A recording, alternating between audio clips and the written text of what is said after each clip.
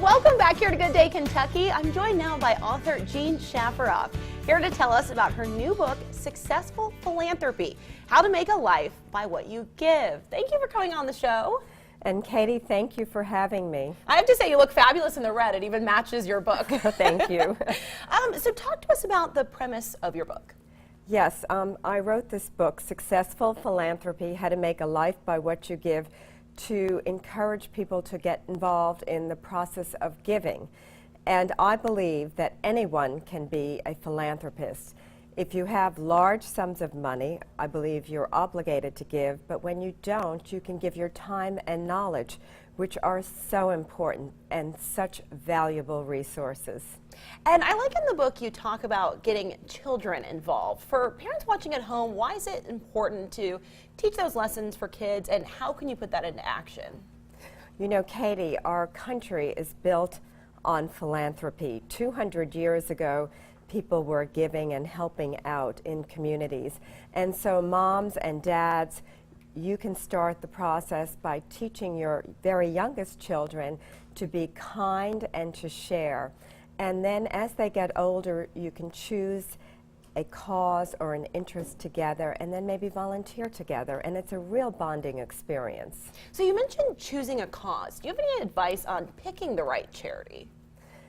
You have to follow your passions, and if you're doing this with your child, you try to work on something that your child is interested in. For example, if your son or daughter has a friend who maybe has a friend who's had cancer, or the parent is sick, your son or daughter may want to get involved in a charity that helps with cancer patients, or maybe they want to work with children with learning disabilities or with animals. Children love to be with animals, and as a real animal lover, I'm involved with an animal charity, and it's great fun to be able to volunteer at a shelter or work with different groups that are working with animals.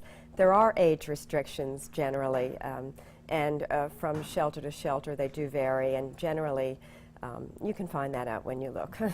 So let's talk a little bit more about what you mean by giving back. You mentioned that's not just giving money. Can you give us some examples for people to get involved with if maybe you don't have the money to donate?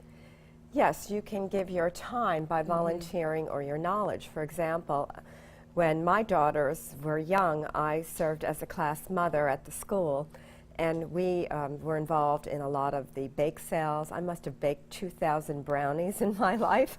And that's just one thing. As an adult, you can also get involved as a Little League coach, or you can read to a blind person, or you can get involved as a big brother or a big sister, or volunteer with something like the American Red Cross. And then many of our policemen and firefighters, they end up on the side volunteering, which I find extraordinary because they're already in service jobs, and here they are volunteering, and many times they work in ambulance corps and different groups like that.